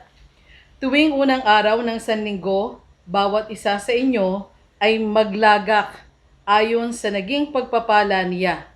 Ulitin ko po. Tuwing unang araw ng Sanlinggo, bawat isa sa inyo ay maglagak ayon sa naging pagpapala niya. Yan. Sinabi po dito ni Apostol Pablo na ang mga mananampalataya ay nararapat pong magtabi ng bahagi ng kanyang kinikita bilang pagsuporta sa gawain ng iglesia. Hindi po ito isang obligasyon lamang. Amen po ba dyan? Kaya naniniwala po ako na ang pagbibigay ng kaloob o ikapo ay nararapat na ibigay po ng may kasiyahan at pagpupuri sa Diyos. Ito po yung ating act of worship. Kaya nga po, may pandemya man o wala, patuloy pa rin po ang dapat po nating pagbibigay ng ating pong ikapo at handog para po sa ating iglesia. Yan. Purihin po ang Panginoon. Yan, dahil ako po, yan, sa sarili ko, wala po akong naging poverty mentality o isip pulubi at hindi ko po naramdaman na ako ay mawawalan o kakapusin kung ako po ay magbibigay sa Diyos ng galing po sa aking kita. Siyempre po, kapag ganon, siyempre yung tinatawag po nating pagkagapo sa pananalapi o financial bandage. Pagka po ganon kasi ang ating kaisipan, yan, ninanakawan po natin ang ating Panginoong Diyos dahil sa ito po yung naisip ko na hindi po natin na ibibigay yung nararapat na para po sa Kanya. Kaya hindi po ako pagpapalain ng Panginoon. Kaya ito po yung nagiging encouragement po sa buhay ko na hindi po ako, when it comes to giving, ay naroon po yung aking pong bukas palad. Yan. At sa kasalukuyan nga po, yan, nararanasan ko po yung paglayang financial o tinatawag pong financial freedom. Yan. Lagi ko pong dinideklara, yan, na tuluyang maranasan ko ang matagal kong hinihintay na at pambihirang pag-ahon pagdating po sa pananalapi. Yan, kaya po, kung tayo po ay mapagbigay sa Diyos, katulad po na ginagawa ko, yan, hindi na po natin naalalahanin na tayo pa po ay magkukulang sapagkat asahan po natin na ang pagpapala ng Diyos at kapag nangyari po ito, tunay na mag-uumapaw po yung kagalakan na nagmumula po sa Kanya. At wala po makakaagaw niyon. Kahit kailan, yan, hindi ko po ikinalungkot na magbigay ng sagana sa Diyos. Ang naging inspirasyon ko naman po dito, siyempre yung pong naririnig po natin sa ibang mga nagsishare when it comes sa pananalapi o sa offering, ay si William Colgate, di po ba, nasabi nga, instead of 10%, baliktad yung ginawa niya, 90%. So, dito, syempre, hindi naman po ganun yung aking ginagawa na 90%. Yan, at 10% lang po yung naiwan. Kung hindi, ibig lang po sabihin, sa hinihingi pong 10% is more than 10% pa po ng aking natatanggap ang aking pong ipinagkakaloob. Kaya naman po, nararamdaman ko yon na sa tuwing ako ay magbibigay, yan, sa ating mga templo nagaganap o sa ating katahanan, yan, alam niyo po yun, nararamdaman ko na yung pagpapala ng Panginoon ay patuloy na bubuhos. Kasi hindi naman po nawawala yung pagpapala ng Panginoon, di po ba? Na kahit na pandemic po yan, patuloy pa rin po yung pagbibigay po niya ng pagpapala sa atin. Kaya ganun din naman in return, ay hindi po tayo nakakalimot, di ba? Nandiyan yung temptation, lalo na pag naipon, iisipin mo ba, medyo malaki-laki to, pwede namang bawasan natin, pero hindi po, di ba? Sabi ko nga nung una kanina, ninanakawan po natin ang Panginoon pag tayo po ay hindi nagtatapat sa Kanya. Yan. Kaya nga po, napakasarap, dahil sa amin pong pamilya, yan, sa buhay ko po, yan, ay higit pa sa sapat yung amin pong natatanggap. Kaya po yung cycle din ng pagbibigay at pagtanggap ay patuloy po naming nararanasan. So, amen po ba doon? Kaya kung kami man po nararanasan po namin yung ganyan, yung cycle po ng pagbibigay at pagtanggap, nawa maranasan din po natin sa pamagitan nga po ng matapat po nating pagbibigay ng ating mga ikapu at handog, ano po, ng ating po mga kaloob. Yan. Papaano po yun? Yan. Natutunan ko rin po na, laging maging focus, hindi sa need, yung pangangailangan po muna bago yung ating mga gusto. Yung po bang positive spending na hindi ka po gagastos nang alam mo namang wala kang igagastos. Hindi ka po maghahanda ng marangya tapos inutang mo lang pala. Ano po, dapat kung ano lang po talaga yung anong meron po tayo, meron po kami, yun po yung ginagastos. And beyond that, kaya nga po, ayoko po ng utang. Yun po yung talagang tumatak po sa isip ko na dahil po, may mga karanasan din po before, nung mga bata pa na parang hirap po kaming makaahon sa utang. Siyempre, hindi naman din po maiiwasan yun, hindi mo naman masisisi yung mga matatanda sa'yo. Kaya nga po, nung ako po ay namulat na sa katotohanan kung paano po yung financial na yung pagtiwala na ipinagkakatiwala po sa atin ng Panginoon, yung maihandle ko po siya ng tama. Yan. Kaya nga po, alam niyo po yun na wala po akong credit card kasi syempre, yung credit card na yan is tukso po yan, lalo na po sa mga impulsive buyer na sa ngayon, syempre hindi mo siya babayaran. Sige, kuha ka lang ng kuha. Pero pagdating ng bayaran, ng billing mo, ayan na, mamumroblema ka. Kaya nga po, yan, lagi po nating i-focus. Unahin po muna natin yung ating pangangailangan bago po yung ating mga luho. Yan, lalo na 'di ba sa pagka napunta ka, buti naman nga lang ngayon, hindi masyadong tayong nagmo-mall, yan, o sa mga supermarket kasi talagang temptation po yung buy one take one, yung iba pa nga buy one take two. Yan, pero alam po ninyo, yung buy one take one na yan, yun din naman po yung presyo niyon na pang strategy lang din po yan. Yan, so yun po palagi po nating isipin yung positive spending na pag ang isang bagay gusto po natin, wag po tayong mahuhook na mangutang tayo. Yan. Dahil yung utang po na yan, meron pong siguradong tubo. Kaya po, kung meron po tayong isang bagay na gusto, yan, mag-ipon po tayo. Wag po tayo kaagad gagastos. Kung hindi, pag-ipunan po muna natin, and then pagka nakapuno na po tayo ng talagang enough na halaga para po doon sa nais natin, yan, tsaka po natin bilhin ng cash. Kaya nga po, as much as possible, wag po tayong mangungutang o wag po tayong gagamit ng mga credit card. Amen po ba dyan? Yan.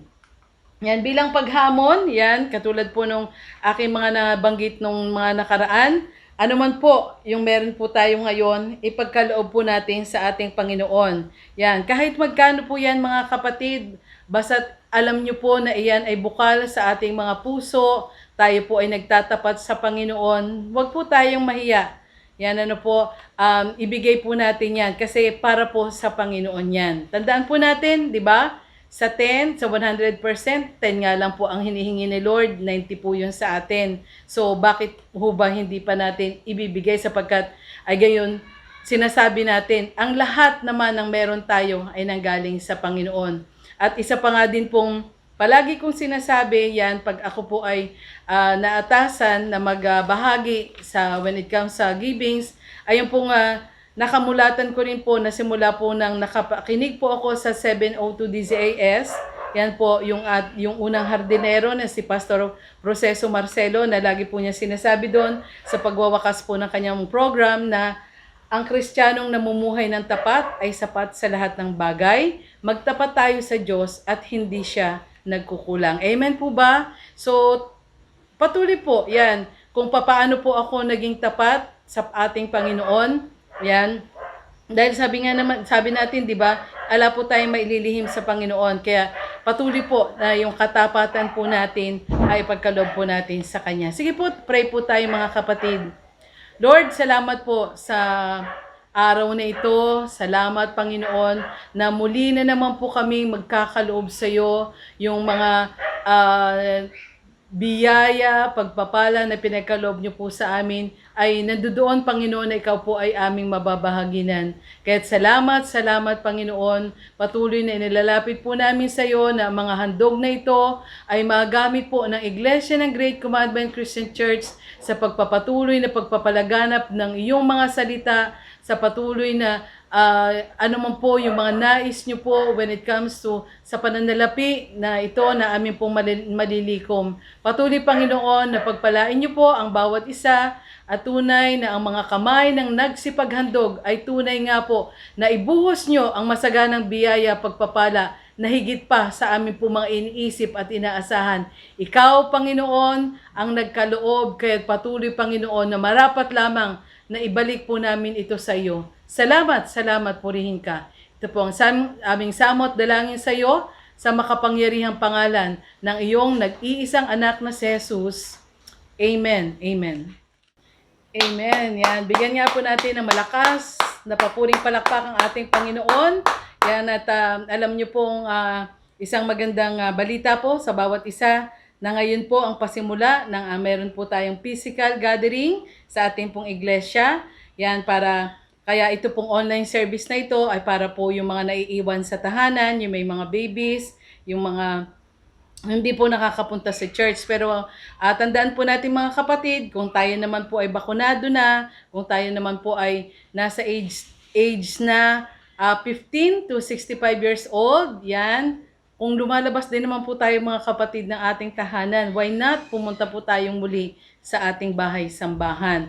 Alam niyo po, iba pa rin po yung pong physical. Iba pa rin po yung face-to-face gathering. Ano po? So, yan po sa lahat naman po ng mga nasa online service na ito, nawa po ay patuloy na napapagpala po ang bawat isa sa atin sa panonood po natin dito po sa ating kanya-kanyang sambahay. Yan, para po sa ating announcement. Yan. Yung ating pong online prayer worship, yan, bagamat meron po tayong Sunday worship celebration na physical gathering, pero i-observe pa rin po muna natin when it comes sa ating pong Wednesday prayer worship, sa kanya-kanyang tahanan pa rin po tayo. Ano po, sana encourage po natin yung ating mga kapamilya, ano po, na makasama po natin sila. Anyway, hindi naman po tumatagal ng 2 oras, mga 30 to 45 minutes lamang po yung ating gawain na yan. Every Wednesday po yan, alas 6:30 po ng gabi. Yan, sa FB Live, yan, punta lang po tayo doon. At gayon naman po sa YouTube, yung GCCC TV. Yan din po natin mapapanood. Gayon din po yung ating po mga pananambahan. Ano po, yan, pagdating naman po sa ating pong pananalapi, yan, sa ating pong tithes and offering, bukod po sa personal po nating ibibigay sa ating kapatid na Danilo o tatawagan po natin siya para kuhanin po sa ating mga tahanan, yan po, meron naman din po tayong GCash. Ano po, scan lang po natin yan sa ating pong pagbibigay. Ay, wala na. Yan, sa ating naman pong health protocol, yan, patuloy po na pinapaalalahanan ng bawat isa na patuloy po na ugaliin, na maghugas ng kamay, gumamit ng alcohol, magsuot po ng face mask, yan sa lahat po ng pupunta sa ating bahay-sambahan as much as possible, 2 face mask po, at saka po paggamit po ng face shield. Ano po? So, patuloy po yan na hindi po como tayo ay bakunado na, magiging kampante po tayo. Yan, tandaan po natin, hindi pa po nasusugpo talaga yung COVID-19, kaya patuloy pa rin po yung atin pong pag-iingat sa bawat isa. Yan, pag mayroon po tayong naramdaman na hindi po maayos yung ating pakiramdam, yan, mag-isolate na po tayo kaagad. At sa atin naman po bawat isa, yan, ugaliin po nating uminom po tayo ng vitamins. So, to God be the glory po. Maraming pong salamat muli sa lahat po ng ages 15 to 65 na po pwede na bakunado na po, na po pwede na pong pumunta sa ating dumalo, sa ating bahay-sambahan. Yan, punta po tayo. At ang online service naman po na ito ay para po sa may mga babies o sa mga hindi po nakadadalo ng personal sa ating pong bahay-sambahan. To God be the glory. God bless po. Sige po mga kapatid, dako po tayo sa atin pong closing prayer and benediction at sama-sama po tayong manalangin. Ang maraming Diyos na makapangyarihan sa lahat, tuloy nga po Panginoon, kami po nagpupuri, nagpapasalamat sa iyo sa umaga na ito, sa natapos po naming gawain. Nadalangin din po namin sa iyo po Panginoon, lahat po ng mga nagdiwang ng kanila pong mga kaarawan na ipatuloy Lord na pagpalain niyo po sila at bigyan pa ng marami pang taon sa kanila pong mga buhay. At dalangin po namin yung mga biyaya at pagpapala ay patuloy niyo pong iparana sa mga kapatid po namin na ito na nagdiwang po ng kanila pong mga kaarawan. Gayon din po Panginoon, patuloy Lord na lalapit din po namin sa iyo yung mga kapatid po namin na nagsisipagtrabaho sa ibang bansa. Patuloy Lord na ingatan mo po sila. Bigyan mo po sila po, Panginoon, ng kalakasan ng kanilang mga physical na katawan, karunungan sa lahat ng kanila pong mga ginagawa po, Panginoon, maging sa kanila pong patuloy na paghahanap buhay sa ibang bansa. Patuloy, Lord, na alawin mo po silang palagi po, Panginoon, sa mga panahon na sila po ay nalulungkot na dahil po sa sila po ay malayo sa kanila pong mga mahal sa buhay. Nawa po, Panginoon, patuloy, Lord, na ipadama mo po sa kanila po, Panginoon, ang kasiyahan po Panginoon at ikaw po ang siyang kanila pong patuloy na purihin, sambahin sa kanila pong mga buhay. Gayon din po Panginoon, patuloy na ilalapit din po namin sa iyo yung bawat pamilya po ng Great Emmanuel Christian Church na nasa kanila pong mga tahanan. Kami po Panginoon ay patuloy Lord na lumalapit sa iyo, na madalangin sa iyo na patuloy niyo pong pagpalain, patuloy niyo pong bigkisin yung bawat tahanan, pamilya ng bawat tahanan po na ito na nanunood sa mga oras na ito po Panginoon. Ikaw po ang siyang sumama at yung Santong Espiritu ay patuloy po nilang maranasan. Ganyan din po Panginoon sa mga pastors din po namin na ginagamit niyo po sa Iglesia ng Great Emmanuel Christian Church na nasa lugar din po ng Balanga, kay Pastor Dan, Pastor Erwin po Panginoon, kay Pastor Jimmy, kay Pastor Ambi po Panginoon. Patuloy Lord na nagre-release po kami ng mga biyaya at pagpapala para po sa mga pastors po namin na ito po Panginoon. Patuloy na ingatan niyo po sila, bigyan ng kalakasan ng kanila pong mga pisil na katawan, kasama po ng kanila pong buong pamilya. Gayon din po Panginoon, patuloy Lord na ilalapit din po namin sa iyo, mga kapatid po namin na dumadanas po ng kanila pong mga sakit. Kami po ay nagdideklara ng kagalingan para po sa kanila pong mga buhay. Sa pangalan ni Jesus, kami po ay nagdideklara ng kagalingan at ikaw po siya patuloy na magbigay po sa kanila ng lakas ng kanila pong katawan. Salamat po Panginoon at angkin po namin yung tagumpay ng gawain po na ito, maging sa maghapon po na ito, namin pong kakaharapin ay patuloy Lord na ikaw po ang siyang magbigay po sa amin ng katagumpayan po Panginoon. Nawa itaglayin ng bawat isa yung mga biyaya at pagpapala na nanggagaling sa ating Diyos Ama, ang pag-ibig na nanggagaling sa ating Diyos Anak at ang pagsama ng Santong Espiritu ay patuloy po nating maranasan ngayon at magpakailanman. Amen, amen, amen. God bless po sa bawat isa.